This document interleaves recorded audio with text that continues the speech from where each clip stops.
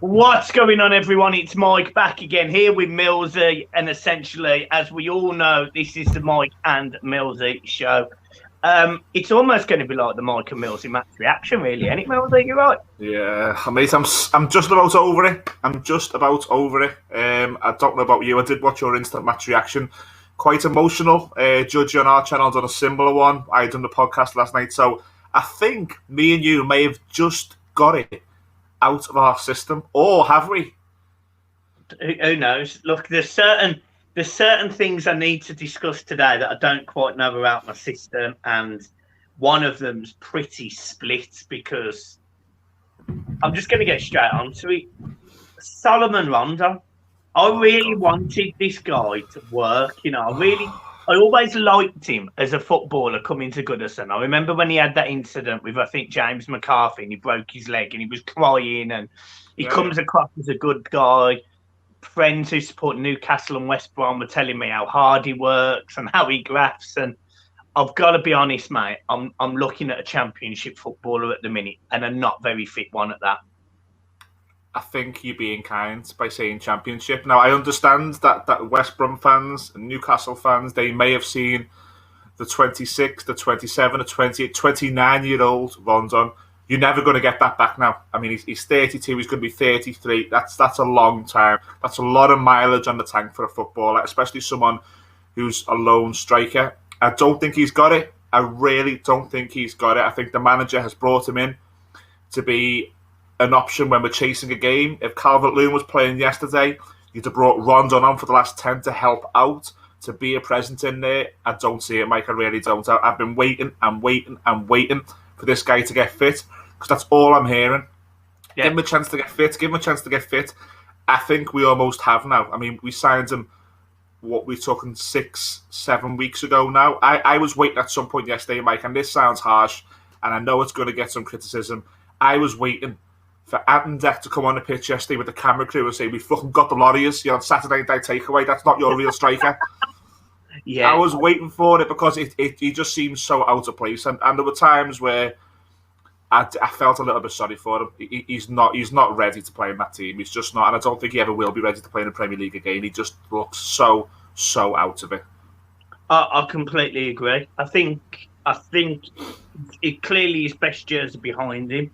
I think maybe going to China fairly young. It's not like he went to China as an older, 31-year-old like he is now. He went when he was 29. This is a player that potentially, certainly, he sort of dropped down the level early, if you get what I'm saying. Yeah. Hang on. I'll cut this bit out. The dog's being sick. 1 second. A few moments later. We are back. Sorry, guys. You've got to keep that in. You've got to keep that in. Oh, minute. Yeah, imagine. I'm going to keep the first bit in, and then you'll see me coming back now. But yeah, the thing is with Rondon, I almost feel like his heart is in the right place, but his ability isn't. And as I say, I think he went too young. And I think it's cost him this now. I think it's cost him. And look, I'm not going to crucify him for it, because I don't think he's a bad person or anything. I just don't think he's good enough. No, I think that's spot on. I think you see how happy he was when he signed, and his comments about his family can get to see him. There's no doubt that the right intention is there, but that doesn't mean that he has to play football for Everton Football Club. I don't know yesterday, and I don't mean that we had to replace him, but give him some help, put some legs next to him. I know we had Tamari Gray behind him, we had Iwobi behind him at times, but why not throw Dobbin on? Why not throw Dobbin on? Not even for Rondon, and just say, look, go and help him up there, because his intentions are good. He's not with it. We want to keep him on because we think he's a threat from set pieces. He can help out offensively. We want to keep him on the pitch, but he needs some help. I think you're spot on by saying, Mike, he looks like all the right intentions are there, and he looks like a really good guy. But I'm if we go into Watford on Saturday and he's still playing, I just don't know. I think teams are going to start getting a lift from seeing Rondon play against them now, opposed to a Calvert-Lewin or a Richarlison, which can't be helped. But I think yesterday, more questions would have been asked to West Ham by playing Dobbin, even at some point in the game. I agree. I absolutely agree. And I will break it down a little bit later, but I actually don't understand why he only made one substitution yesterday. I didn't understand that. I felt that probably the first 20 minutes, I actually looked at the clock. The first 18 and a half minutes, I don't think we got out of our half. West Ham were brilliant, actually. To be fair to them, they were fantastic. They were popping the ball around lovely. You know, you could see they've got creativity pretty much all over the park. They looked a really, really decent side. Then Rafa had a conversation with Townsend and changed it. I think he looked like he went to a 4-4-2, which made us a little bit tight, a little bit more solid. Damari Gray went and played up alongside Rondon. And you sort of saw Rondon dropping deeper.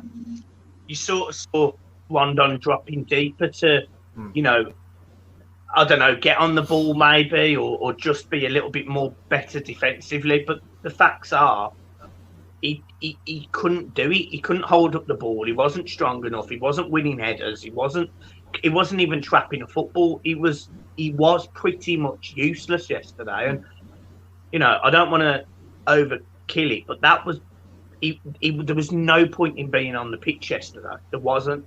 No. I hope in some way it works out for him. I really do. I don't know how. Maybe a big part player with 10 minutes to come on. That's the only way. That's the only way I think he'll work out for us. If he comes on and he gets some sort of goal, he gets 2 or 3 goals in the second half of the season by coming on and being the nuisance for 10 minutes, because he can't play 45 minutes, never mind 90. He just hasn't got it.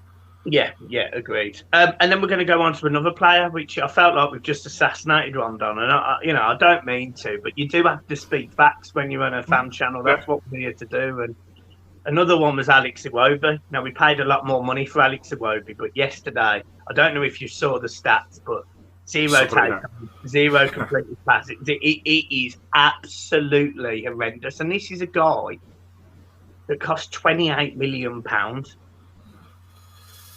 It's someone who I think we've been regularly frustrated by, and I think a lot of us fans now are sort of getting to the ends of our tether. I mean, when he hit that moment where it came across the park end, 18-yard box, and he hit it, there wasn't even a gasp. It was groans. It was fans who were now going, we're sick of this. And look at his goal return and his assist return over three years. It must be awful. I haven't got the numbers in front of me, but I imagine I can count them on maybe one hand, the amount of assist goals he's got in 3 years. I mean, it's someone who, okay, I will give him some sort of credit. He looked okay at Leeds, and he came on against Brighton, and he looked okay against Brighton.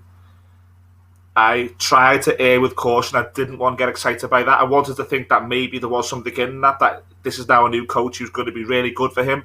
I think the coach has showed a lot of trust in him yesterday to put him in that team over Anthony Gordon, who I thought was brilliant at Old Trafford, without doing a lot. I mean, we've all heard that James Rodriguez was sacrificed because of his work rate. Anthony Gordon gives you all of that at Old Trafford. I don't think Anthony Gordon deserved to lose his place yesterday. So there was a lot of loyalty shown to Iwobi yesterday. He didn't show it back. There was a moment in the first half where he'd done a nice turn and he got away from his man, only to give it away. Yeah, that just sums Alex Iwobi up for me, where you just see these glimpses. He passed it into the middle. Yeah. And if you get the right ball there, you're away. I think Damari Gray was screaming for it, and he played it too short. That sums Alex Iwobi up for me. You do get little flashes of what looks good on the eye. I imagine he's going to forge a career elsewhere, and he's going to have a decent career, because there's obviously there's a player there, but the demands that we have as a fan base now, and the frustration that's coming along with that, the amount of time that we've now waited, forget net spend. I'm not going to sound like a cop-out. We don't talk net spend here. £550 million has been spent. We are now getting frustrated. We are seeing Carlo Ancelotti come and go, James Rodriguez come and go, young coaches given a chance and not succeeding. We're now at a coach who's splitting the fan base still. I think the frustration is up there with Evertonians at the minute, and Alex Iwobi is the face of failure for me at Everton Football Club. If you put Alex Iwobi at the front of with Morgan Schneiderlin of how not to spend money and Davy Klaassen, you would put them three at the forefront. FAO Newcastle do not copy this, and he'd be at the forefront of it. You're not getting anything from him. And I understand why people latched onto the Leeds and Brighton. I understand why people wanted him to come good, because it's a player who cost £30 million almost, and it's a player who you want to be running at teams and helping Everton win games. Another one for me, to simply sum it up for me, Mike, I don't know whether you agree or not, he has not got it. No, he hasn't. No, he hasn't got it. When you can sign Andros Townsend and Damari Gray, who, Damari Gray is probably as skillful, if not more skillful, but Andros Townsend certainly isn't. But he's more direct, he's more efficient, he's everything you want in a winger, and Iwobi isn't that. Iwobi is none of those things. He's got poor end product. He's got clearly poor ability to hit a target. Yesterday when the ball come across the box, and I was sitting in the upper ladder street. So look, as you can imagine, it's a distance for me to see. But I sat there and I went, surely it was easier for him to hit the ball than it was miss it. Like, I don't get how he misses that ball, and I don't want to sound too negative because it was a negative result yesterday, but there's just two players that ordinarily, if Everton had squad depth, they'd be nowhere near the first team. You can't tell me that players like Aruna Kone, Umar Niasse wouldn't at least put some form of effort on target, and you've got Alex Iwobi, who costs 30 million, completely mishitting the ball, like, horrendously. So, I just don't think it was very good. And do you know what though, Mike, with Iwobi, I think a telling thing is, if you watch Andros Townsend get the ball, and if you watch Damari Gray get the ball, and start of the season, watch Richarlison get the ball, you see the other side thinking like, oh God, I don't get that with Iwobi. I think when Iwobi gets the ball, other teams are very much like, we're not really at risk here. He's going to need an overlap, or he's going to need some sort of help. He's not going to do it by himself. He's not that good. His final delivery isn't very good. He doesn't score goals. So you're almost seeing now Everton attacking with a player who the other team aren't scared of. And that for me sums up. With a striker that teams aren't scared of. Yeah, exactly, yeah. Moving on then, and I'm sort of just... I'm just going to throw a few comments at you, to be honest, from yesterday. You may disagree with these, and by all means tell me, it's a debate. I actually thought Rafa set up wrong yesterday, and I thought it was abundantly obvious after 20 minutes. Yerry Mina was sitting on the bench. I don't know whether there's a reason. I know he was on international duty and didn't come back till late. I get it. I understand. Why sit him on the bench? Make him drive to the ground, make him sit on that bench when he didn't necessarily want to play him, feel he was fit enough, whatever. Because yesterday, against Mikel Antonio, Ben Godfrey got tore a new one at times. Michael Keane weren't so bad because he's a bit more physically dominating, but Ben Godfrey did get tore a new one yesterday, and I actually thought we could have gone with a 3-5-2 yesterday. And actually completely dropped Iwobi out of that side and played with two strikers and allowed Dobbin on the pitch. I would have changed that at half time. The sub I would have made at half time would have been Yerry Mina coming on for Alex Iwobi. Yeah, I mean, I agree with that. I mean, to start Yerry Mina, I mean, I don't know the ins and outs of how fit Yerry Mina was. Maybe he was to a certain level of fitness, but certainly not going to play 90 minutes. So, but if you've got him on the bench, the reason you've got him on the bench is to say, is if at some point in this game, we understand you can't play 90 minutes, but if at some point in this game we need you, you're here for that. I think half time would have been a good chance to do that, and maybe not necessarily even play a 3-5-2. You could have moved Ben Godfrey out to the left and Luca Dean a little bit more forwards, giving Damari Gray more license to go inside. There's numerous ways of doing it, because we were second best in that first half, especially. We were second best all over the pitch. There was a moment in time where West Ham were knocking it round. 5 minutes later, they were still knocking it round 10 yards more up the pitch. They just they was going up and backing us in. So I think you bringing Yerry Mina on at half time would have been a good shout. I don't think Mikel Antonio gets near Jordan Pickford if Yerry Mina's got Mikel Antonio in the build up to that goal. I don't think Agbona beats Yerry Mina like he beat Ben Godfrey. I don't think he does. For me, and I'm all over Ben Godfrey. I think he's a great prospect. But I've said this on this show, for me, our best centre-half is Yerry Mina. And if we can get him on the pitch, get him on the pitch. And if it's not 90 minutes and he's still available, when you see it going that wrong like it was at half-time, surely he's an option, surely. Yeah, and that's what I thought. I remember making a comment to some of the guys sitting next to me. And I just said, I would, because we looked like at times they could just run through us. I would have made it more of a brick wall to get through, i.e. the three centre-halves. So that's personally why I would have gone 3-5-2. But, I just thought we were too easy to play yesterday. And look, I'm not going to overkill it. We've got 2 defeats in 8. Offer me that for the rest of the season. We lose, 8 or 9 games this season. We finish in and around Europe. Yeah. It's not the end of the world losing to a decent side in West Ham, especially one that played really, really well. But we got absolutely dominated on pretty much every single stat yesterday. Every single one. I think expected goals, I think West Ham were higher. Possession, they had 62% possession at Goodison Park. Shots on target, I'm pretty sure they had more, albeit I think maybe the last 5 minutes we might have edged it. We only got into that game when we went 1-0 down, and we've done that before this season at home. We've done it against Southampton. We did it Burnley. We've done it a few times this season, but we left it late to do it. Like, we went 1-0 down at 75 minutes. I think the difference in between Southampton and Burnley and yesterday, and again, this is open for debate. You may disagree, the listeners may disagree. I think that the manager thought yesterday, during the second half, that a point was a good result, and I don't think he felt that against Burnley and Southampton. And I think that's why I think he tried to keep Everton in the game, and he just thought, because West Ham were better all over the pitch. However, what they weren't really doing in the second half is they weren't really dangerous around the goal. No, they weren't. So we sort of weathered that. In the first half, they were. In the second half, they weren't. So I think we sort of pushed them back up the pitch. Declan Rice was running the show, make no mistake about it. What a player he is. So they were still the better team in the second half. But I just think the difference in that is the manager was prepared yesterday to walk off that pitch and say, that was a decent point, all considering what I had to deal with today, what I had to work with.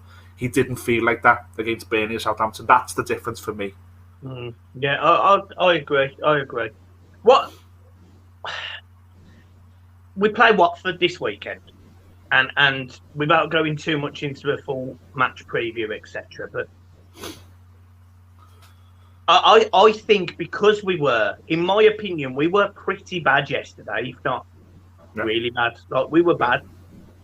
I just don't think that performance happens next week against Watford, irrespective of anything. I think Rafa goes in today and really probably has a bit of a go at them, to be honest. No, yeah, and the thing with this team is the team's not too different really to last season. Now, what happened last season, I think at the end, come April and May, we absolutely lost it. But when we did have adversity last season, when we lost at home to Newcastle, we went and beat Leeds. I think when we lost at home to, was it Fulham, then we went and beat Liverpool. So that team does have character in it to be able to bounce back, and it's also done it this season. When we lost to Aston Villa and Queen's Park Rangers, we went and beat Norwich and then drew at Old Trafford. So I don't think that this team is going to capitulate. I don't think that we're going to lose, or I do think we'll win on Saturday. I think the fact that Rafa said that Richarlison should be back is massive for me. He just goes right up front as the number 9 for me. You take Rondon out and you play Richarlison as the 9. It's that simple. Watford for me is a must win for the reason being that if we don't, this is magnified now. These 2 home games back to back is magnified, and I sound like a broken record. I always say this on the channel. I say it on the Across the Park podcast as well. The media out there are waiting for this to turn into chaos, and they will grasp at it. And I'll tell you what, if Watford get something at Goodison Park on Saturday, the media will blow that up. I think maybe certain fans will blow it up, certain fans who have not yet accepted where we are with the manager and his history, and that's fair. People have got the right to feel passionate about what they want to feel about when it comes to Everton Football Club. No one's right or wrong. We can't let Watford take anything on Saturday. I do think, and it sounds crazy, the fact that we're only in October. We've got a really tough run coming up in November. It's going to be really tough. You're talking. You've got that lot coming over to us. I think we've got Tottenham. We've got Manchester City. It's going to be really tough in November. We can't allow any sort of momentum, any sort of bad momentum to gain. Bad results to gain momentum. If all of a sudden we have 2 on the spin, and one of those is Watford. I mean, you can. I could forgive the Aston Villa one. I think teams will do that to each other. They'll have a 20-minute spell in front of their own fans where they'll turn each other over. We were understrength at QPR and we lost on penalties. As much as it pissed me off, you can look past it. When you remove yourself from the instant match reaction, you remove yourself from that small picture, you can forgive it. We can't allow Watford to take anything on Saturday. I don't know about you, Mike, but I just think we can't have any sort of bad momentum because the vultures are waiting to circle for us as fans. But this is the thing, we have had a fairly, I'm not going to say easy, it would be wrong to say that, but we haven't had a difficult start. We could have had much harder starts. We haven't. We've picked up 14 points from 8 games. It's certainly not a bad tally at all. No. You don't want to lose home games early, and that was what was disappointing about the West Ham one. It was disappointing to lose the chance to go into the top 4 again, and actually creating a bit of a gap between the bottom 7 and not the bottom 7, from 7th to us. I think there would have been like a 4-point gap going into a home game against Watford. I mean, you want that as an Everton fan because people have looked at this team and gone, I predicted we'd finish 12th. So for me to currently be sitting 7th or 8th and 3 points away from the top 4, or actually being in the top 4 after 8 games, would have been fantastic. Now look, if you'd offer me 18 points by 9 games, or 17 points by 9 games this season, I would have took it. Of course I would, because I thought we were really going to struggle. But when you do look at the magnitude of what could happen if we do lose to Watford, you've got teams like Leicester, West Ham, who have got results in them that they haven't had this season. West Ham drew at home at Crystal Palace. They drew or lost to Brentford at home. Whatever it was, they went to Goodison Park, a team that have been really decent at times this season in terms of solidity and counter-attacking football. And they've done a job on us for pretty much 90 minutes. So it was the way that we lost concerned me to the teams that, on paper, and again, people will definitely disagree with this, but due to West Ham's squad depth, they've got a better side than us. They have got a better team. They might not necessarily have a better 11. I'm not saying that. But they've got a better 18. And that's where Everton struggle. And that's where we have struggled. It was remarkable to get a point at Old Trafford. Mm-hmm. It wasn't surprising to lose to a very good West Ham side. But it was disappointing with the way that we lost. And as a result, as you rightly say, Watford's huge. It's absolutely huge. I want to ask you one other thing just on Watford, if I can. Okay. You say drop Rondon and stick with Richarlison straight in. Absolutely. Richarlison loves playing against Watford, and so does the caller. Do you think he's going to be proper up for this? Because he's been, all of a sudden, over the last week, he's been saying the right things on social media again. He's been acting in the Everton way again, if you get what I mean.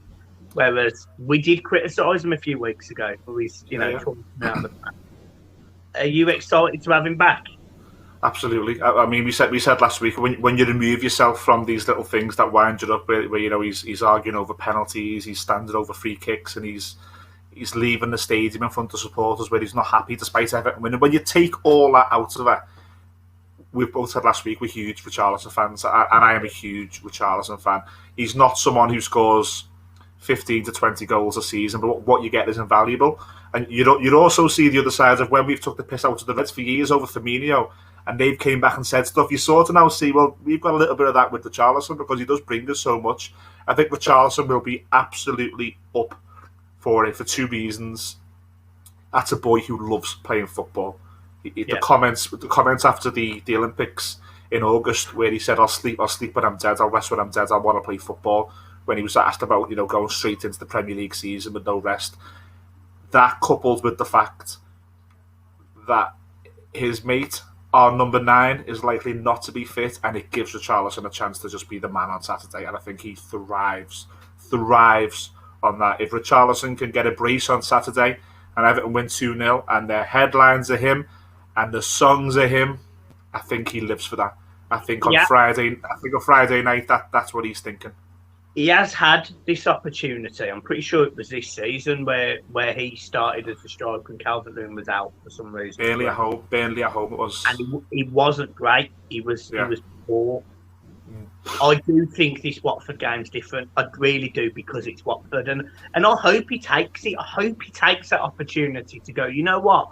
I am the man. Yes, Everton need Calvert-Lewin. Yes, every fan knows that. It's abundantly obvious having watched Rondon. But I am the man. I am Mr. Everton. That's his mentality. That's his mentality, yeah. And that's what I want to see. I want to see it. I want him to be. I want him to be hungrier than he was against Burnley when I felt he tried too hard at times. I want him to be hungry, but he doesn't have to shoot on sight. If he can make a pass into his friends, a Townsend or a Damari Gray, and they're it. And it's a result of Richarlison. I want it to be the Richarlison show on when we play Watford on Saturday. I want him to be the one that pretty much orchestrates everything, whether that's a shot on target, whether that's a cheeky pass, whether that's breaking the lines, whether it's carrying the ball from deep to attack and laying that ball off. Because at times this season, I'd actually argue it's been his former Watford teammate at times, the Decore show. Because every time I thought we were going to get back into it yesterday, it was Decore picking up the ball and carrying it through the middle and laying off either Townsend or Gray. Richarlison can do that as well. Coming deep, winning the ball back, carrying that ball, putting a cross in, having a shot, doing something. It's big for him. So I can't wait. I actually can't wait for this Watford game. It's like counselling this Mike and Millsy show. We've just gone from being absolutely furious to we can't wait. But tell you what, is that being an Evertonian or is that being an Evertonian? Yeah, because we can be as negative as we want over yesterday. And sometimes players need to hear if they've not... if Solomon Rondon put this video on today and he sits there and watches it at 7:30 tonight when it comes out, and he sits there and he goes, yeah, they've just badmouthed me. I don't want him to feel like that. I want him to understand that from a fan's perspective, we want him to work harder. We want him to get in front of his man a little bit more. We want him to be stronger. And at the minute, me saying he didn't do anything in the game, he was practically useless. I like players to think, if they're watching that, I like them to think, do you know what? Maybe he was right. Maybe I should pull my socks up this weekend, maybe have a real go, because you don't say anything intentionally to dig anyone out. It's not like we're calling anyone a twat or we're being disrespectful. But what we're saying is we want them to be better, and that's what we've wanted with Richarlison. Richarlison had a strop. He lost his head. And actually, he really pissed me off 4 weeks ago. Like, really pissed me off. Like, I think I actually said to you, do you know what? I'm actually fairly done with him because he was a child. I look at it, I'm just a fickle fan because I can't wait to see him. We all are, aren't we? Yeah. And I love it, and I love that. So Richarlison hat-trick the weekend. I can feel it already.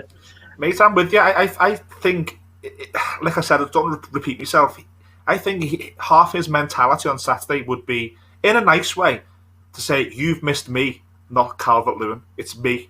I run this show. And I think that's how he ticks. That's in his makeup. And if you can take that, you're a better team straight away with him in it. You're an even better team with him in it ahead of Rondon for me. All of a sudden, Watford are now thinking of what do we do next? The only debate for me would be, does he come in for Rondon or does he come in for Alex Iwobi? I think we play 4-4-2. And I actually, look, me and you are definitely going to disagree here, but okay. I think unfortunately, I think Ben Godfrey might find himself on the bench against Watford. I can see that. I can see it. I think he'll play 4-4-2, and it'll be Townsend and Gray on the wings with Decore and Allen in the middle. And I think it's either going to be with Richarlison and Rondon, or after that performance, and I will just talk about it briefly. At the end of the game, you saw all the players get together, both sides shaking hands, having a little cuddle. I counted the Everton players because I thought we looked a little bit less. And I saw Rondon go down the tunnel. And it must have been a good 2 or 3 minutes before any of the other players walked off that pitch. He was just, and you don't know what that is. You don't know if that's mentally him disappointed with himself. You don't know if he's fatigued. You don't know. I don't know if he needs to work. It could be anything. Look, it's one of those. I personally wouldn't play, and I know you're going to get into it, and I'll watch a match preview at the end of the week. I wouldn't play Rondon. I think I'd play Dobbins. I would put 4-4-2, and I would play. If he ain't gonna, he doesn't seem to fancy Ellis Sims. I don't know whether he's injured, but he wasn't even on the bench. So if Dobbins the fourth choice striker, I'll give him a chance against a Watford side that could well get relegated this season. Because if we're not going to play these kids from start to finish, there's genuinely, from an Everton perspective, there's no point having them because they don't make it. We've seen it time and time again. Yeah. Throw him in, start him, put him against Richarlison who's got a point to prove, and say to him, feed off him, work with him, do whatever. Whatever Richie says or points at, you fucking do. I think the crowd would be lifted. I think if we got the ground at 2 p.m. on Saturday and it was Dobbin and Richarlison up front, I think the crowd would be lifted. I think Watford defenders would be asking questions of what are we going to get. For me, I'll disagree and I'll just say Anthony Gordon for me. Anthony Gordon deserves his chance again. To bring Anthony Gordon in and to play him in a 3 with Damari Gray and Andros Townsend and you play those off Richarlison, for me that's the way to go. But like I said, I know you're going to get into this on your match preview, but that's my little 2 cents worth. And I get that. I do get Gordon playing. I really do. I like Gordon. But there is a small but. I do worry about his physicality in the Premier League. I really do. And against that Watford side, they have got physical players. I don't think it's the right game for him. When he played against Manchester United, at no point did I think Anthony Gordon is going to get absolutely clattered by anyone. But against a Watford side, I could see them trying to intimidate him, an Etienne, whoever, coming over to him and, roughing him up a little bit. And I don't want young lads who have already been exposed to minutes being exposed to negativity early because I don't know which way he's going to go. I love Gordon. I genuinely do. He was the first player out the car park yesterday. He shook my little boy's hand. Lovely car, nice lad, young lad. I just don't think Watford's the right game for him to start. But a week later, we play Wolves, and against their midfield, I'd stick him in. I'd stick Anthony Gordon in a heartbeat. I'd even do it against Spurs, not necessarily on the same side as Ndombele, but I would against Spurs because I think he'd get some joy against a Reguilon or a Ben Davies but against a Watford who have got that physicality. And Sam's Burnley, I just wouldn't put him in. No, I mean, I can see that. I mean, the bigger picture for me with Anthony Gordon is I think this is his season. I think if he doesn't break through this season, I don't think he ever will because we all know what's going to happen in the summer. We're going to lose a few players who are on high wages. I think Tosin, Fabian Delph. I think we finally get rid of the Gylfi Sigurdsson contract. I imagine there's going to be a few sales to be made. I know Mason Holgate has been rumoured to be away. So all of a sudden, next summer becomes a summer that Everton can invest money and we can spend money. If Anthony Gordon doesn't make the breakthrough this season, I think he then falls into the Tom Davies category, where he's in nobody's first 11. People seem to forget about him. When he plays, we don't know much. We don't really rely on him. We don't know much about him. He's got to make the breakthrough for me this season, and I'd start with... It's already started at Old Trafford. I would let it continue at home to Watford. Fair dues. I'm going to ask you just... I'm actually going to come off pace now. I'm actually not going to talk about Everton for the next 5 minutes. Aye. The Mike and Millsy show wasn't necessarily just based around Everton, but obviously we just tend to talk about Everton. But Newcastle have got this money. Rumours are that they've only got £50 million to spend. Steve Bruce, what's your take on it all? Well, he's not going to spend it. There's no way he gets to spend it. I think the only small chance he had was to beat Tottenham when the Wales was watching. If they'd have beat Tottenham 2-0 yesterday, he'd have clung on for another week, I imagine. So first and foremost, it's a big job for them because it starts with the manager. Does a really good manager come in and work with the players they've got, where there's a couple of players that you would say may be part of what they do going forward? The rest will need shipping out. It's a massive, massive job. I said last week, didn't I? They've got to figure out, Newcastle, how to jump the middle pack, because they're not even in the middle pack. They've got to jump that before they even do anything. Does 50 million do that? I don't know. They were linked with James Tarkowski, weren't they? So Tarkowski is a good centre-half. You bring him in, and he may be the difference in 4, 5, 6 points that keeps you in the league. There's much more. There's much more to being successful, as we found out. We've tried to bring in players who've looked good. We've tried to bring in Yannick Bolasie. We've tried to bring in Gylfi Sigurdsson. We've tried to bring in captain of Ajax, David Klassen. We tried to get the romantic, let's bring Wayne Rooney back and let's watch him score past Liverpool in the FA Cup final, because that's what's going to happen. We've tried it. So it's not easy to get the match-winning players on the pitch. Sam Allardyce would probably go into Newcastle and make them as solid as we were in 2018. But it's not what you need to go forward. So they need a lot more than James Tarkowski. They need a lot more than just building a team for £50 million. If £50 million is right, then all of a sudden that doesn't become... What I was watching on Sky Sports News, where Sam Fender was drinking vodka on a step and he was singing Alan Shearer songs, and the scenes, that has to be tempered then, because 50 million in this league, as we know, Mike, is absolutely nothing. It's buns. Yeah, it surprised me that it's only 50 million. You know,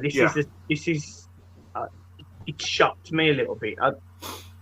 I almost have a concern that these owners of Newcastle sort of think they can't go down, and maybe that's because they think they've bought the biggest club in the world. Maybe they've got soaked into their own hype, and I've got nothing against Newcastle having money. I think it's nice to get somebody else in the top 6. We wanted to do it and we failed, I would say. The thing is, though, it's the money, and it's how strong people's beliefs are in relation to where that money is coming from. Now, not every player will want to be associated with what they're associated with. Not every coach will want to be associated with what they're associated with. When you look at the human rights issues that Saudi have, and the very, very strong links that their owners have got to that.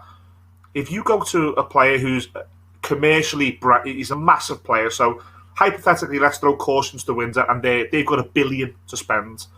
They go for Mbappe, who's commercially out there anyway, with endorsement deals everywhere. Does he want to be associated with what they bring? That's a big question for me as well. Yeah, it's a good one.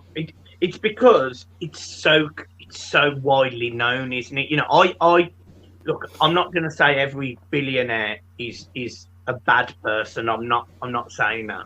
There's a lot of billionaires that have worked hard and achieved good things, but with all of the fingers and networks these guys have, you sort of think that they must know someone who's not necessarily the nicest person in the world. I'm not saying that, they'll have links to different people, and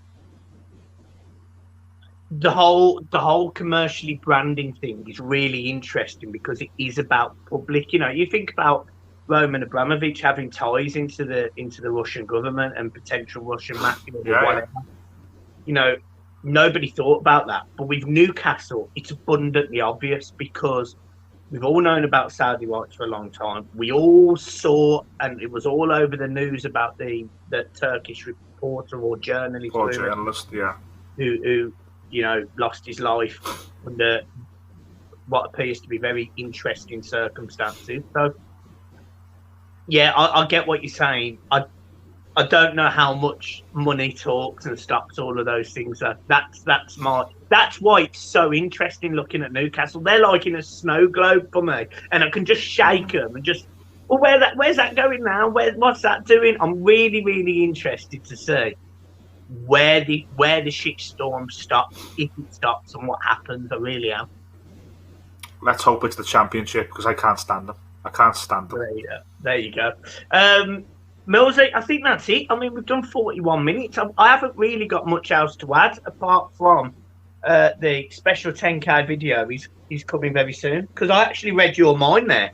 You were going to ask that question. Yes. I mean, I am looking forward to this special 10K. No pressure, but I am looking forward to the special 10K. I believe it's all about a look inside the deep minds of Mike, your religious beliefs, your political beliefs. It's going to be a 1 hour feature. I can't wait. Right.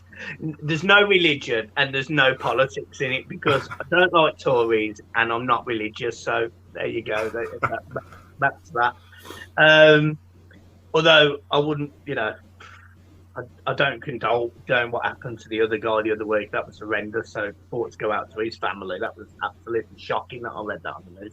And one last thing I just want to end on. I want to end on a positive note. Regulon and Eric Dyer yesterday, in my opinion, I think in a lot of people's opinion, certainly played a hand in a Newcastle fan, I think it was, living another day. Bless him, touch wood. According to last night, he was stable in hospital. I know a doctor ran over and was started CPR on him as well. But the quick actions of these footballers and the defibrillator, which is something that I've massively cried for not just every football stadium, but every football complex, every sports complex, every leisure centre, every gym. It's something that I'm really pro for because my mum had quite an ordeal a few years ago and she managed to resuscitate someone with CPR for 12 minutes. And, as horrible as it sounds, her job might have been a little bit easier if she could just, have defibbed the guy. And fortunate enough, the guy, John, he ended up living another 12 years. But it was touching to see them stop the game. What did you think of it?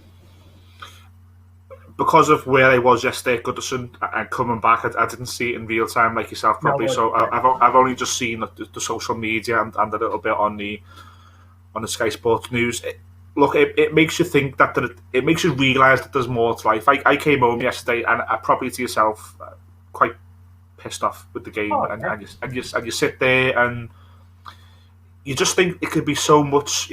Sometimes it's we as football fans need to remove ourselves a little bit and realise that this is just something that we pay money to go and watch and be entertained by. It's just a game, and then when you see these players who sometimes seem non-accessible, you can't get near them, they're in a different world, and you see the reality of what that scene can do to them. They remove themselves from that barrier that we have between player and supporter, which is getting bigger and bigger by the year and by the pound side. They remove themselves from it, and the game stops, and we all of a sudden realise that someone, whether it's a fan or a player, there's someone associated with football in trouble in that stadium, and everybody comes together to sort it. I think that was the most pleasing thing. I think it would have been very, very easy for players to look at that and just not want to get involved and think that it will be in hand, that the stewards can sort it. So it was really, really touching, I think, for me to see that the players so adamant in helping a supporter, because, like I said there, sometimes I do think the gap between player and supporter is getting bigger. So that for me just brings everything back home, and it just says that we are all as one player football fan, and we're all in that stadium together. So sometimes we forget the bigger picture, and thank God that man is okay, because it could very, very, very easily be any football fan across the country. So fair play to everybody involved yesterday. It was really, really, really touching to see. Yeah, and the doctor that helped him, I think he's a Newcastle fan, deserves a season ticket for life, in my opinion. Absolutely, mate. I think it's right that the club do something for him, because he's off duty. He's there with maybe his friends and family, and he's looking forward to watching a football game, and he sprung into life. He sprung into action very, very easily for a lesser person to ignore that. But so fair play to him. I think you're right. If the club do something for him, I think that would be appropriate. Yeah, agreed. Millsy, we'll leave it there, sir. Unless you've got anything else you need to throw at me, but I'm done. Not really, mate. Not really. I think just again, massive thanks for all your help for us setting our channel up over Across the Park podcast. The graphics that you see and the intro that you see is all down to my man Mike. So we've actually had some nice feedback in relation to our channel at Across the Park podcast. We're trying to build it. It's blues and reds. We try and take the piss out of each other in a nice way. But yeah, all the graphics that you see, the intro was all down to my man Mike. So again, just the lads of the podcast as well have said they knew I was coming on here today. They just said make sure Mike knows that we're all appreciative for your help, that you helped us in getting the channel going. No, it's all right. And obviously you won't have watched this, but before this goes out, I've already, just before we start, I recorded just a 30-second piece on my own saying to go and subscribe to Across the Park. Oh, happy days, yeah. Video as well. No, we're looking at doing more and more. There's plenty of ideas. I mean, as it stands, we just had the one show per week and the instant match reaction. There's a high level meeting this week between the six of us, and we're going to try and figure out maybe some more content. And it might be, Mike, that if you're so kind, you can maybe come on the channel once or twice as well and help out. I'd love to come on. Good stuff. Come on, engage with the Reds. Get those Reds. Mo Salah, best player in the world. Nah, not a chance, mate. He's done it against Watford. Not a chance. Yeah, guys, we will leave it there. I mean, he's not even the best winger in the league, is it? It's Damari Gray. You're fitting right in. Guys, we will leave it there. Millsy, it's been a pleasure as always. As I said at the start, as I've just said, as we've said throughout a little bit, go and subscribe to Across the Park podcast. And of course, they're on all of your platforms that you can listen to as well. They're on the Alexas and the Amazons and the Spotifys and all of that, ain't you? So yeah, the audio podcast. So we started as a podcast. The podcast is still out there. We still release the audio version. iTunes, Spotify, the website, it's all out there. But like I said, we're just tiptoeing into the YouTube world at the minute. So when you've got this man as your guru of hope to guide us through, we can't fail. Surely we can't fail. So please go give us a follow at Across the Park podcast. And as always, on the Mike and Millsy show, give us your comments. I absolutely love reading the comments on the Mike and Millsy show. This is every week. I always screenshot them and send them to Mike and go, look, someone said Millsy was boss. Yeah, it doesn't happen often, Jesus. And just the last thing, I just want to give some shout outs to, literally, yesterday was really weird for me because I did get stopped. I got stopped about 8 times yesterday by different people, you know, saying encouraging words about the channel. I had an Uber delivery guy who was by the McDonald's as I was walking to the Tom Frost shout me from across the road, telling me to keep up doing what I was doing.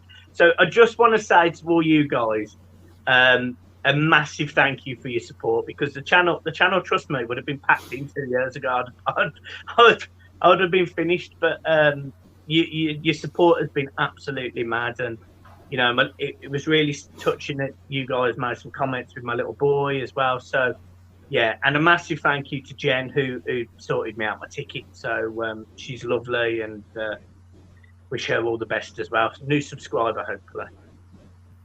No, get on you celebrity, you absolute celebrity, being stopped for selfies and signing match day programs. What have you become? What have you become? Match day programs. Jesus Christ! No, none of that happened, and there was only one picture yesterday. There was only one picture, but it's nice. It's nice to sit down with people, and this is why I started this channel. This is why I used to love being in the comments and getting on things. And look, I can't reply to as many comments as I used to because some of the videos get over 300, 400 comments. I literally would spend no time with my kids.